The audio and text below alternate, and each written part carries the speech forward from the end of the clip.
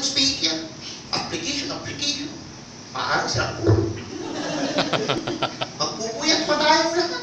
Nakakuto. Mandagdag yung speaker. Eh bakit pa umatin? Well, I tell you something. You can never be successful in your business if you don't know your business. Gusto mo maging successful dito? Hindi ka magiging successful dito kung hindi mo alam yung ginagawa mo. Ay sabihin, o paano pag may nagtanong sa'yo? Oy, ano yung Unilever? Ano yung 10%?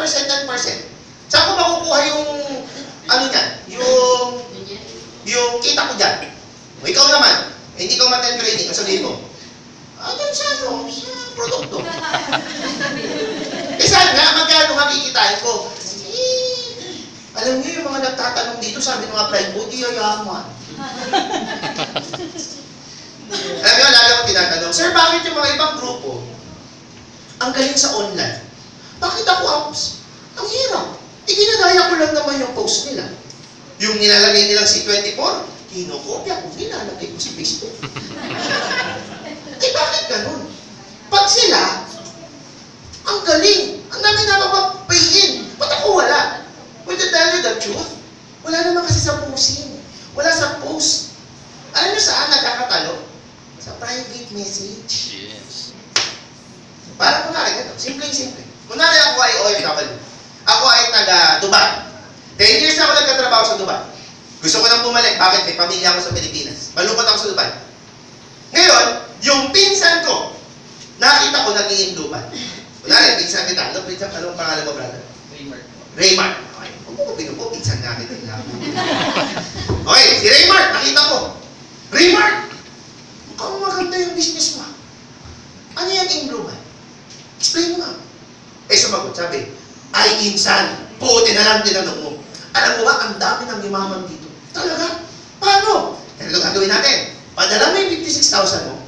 Tapos, ipapadala ko yung mga produkto. Tapos, ako na bahala. Basta, mag-recruit ka lang. Lahat ng iniisip mo, i-recruit natin. Ako na bahala. Eh ngayon, yung pinsan pa yung kaklase ko ng high school, nakita ko nag-i-in global din. Si, ano pangalan na? Ha? Annalyn. Si Annalyn. Uy, Annalyn. Ano yung ginagawa mo ngayon? Ito ko yung global. Ano yan? Ito? Nako. Buti na lang natanong mo. Kasi ang ganda ng sistema dito. Bibili ka, ganito, ganyan. Ang daming in-explain. Maraming links sa pinakita. Question. Kanina ang mapapadala ng 56,000. Ano? Hindi sa pinsan ko, kadugo ko to. Hindi? Bakit? Di ba ito magpapadala sa kanya? Eh sinabi lang niya, yayaman ako. Eh dito ang daming tanong, lahat nasagot. Bakit? Wala na yung dugo rito. Bakit? 56,000 yung papadala mo eh. O bakit ang dami niyang sagot? Kaya mata ng training. O kaya huwag kayo mag-expect na dadami ang grupo ninyo sa online, hindi kayo mata ng training. Bakit? Wala kayong isasagot. Tama o tama? Tama. O di ba? Puro ka upline. Upline, patulong naman kasi ang hirap nosebleed. Hindi nosebleed yun. Hindi mo lang alam ang isasagot mo. Bakit? Yung kausap ng Aprikano, hindi rin marunong mag-English yun. Tama o tama? Tama. Sapul o sapul? Sapul. Kaya ibig sabihin, umatin ka muna ng training. Kaya yung mga nagsasabi na, pati ko umatin ng training. Tapos kasi meron niyang kausap sa online.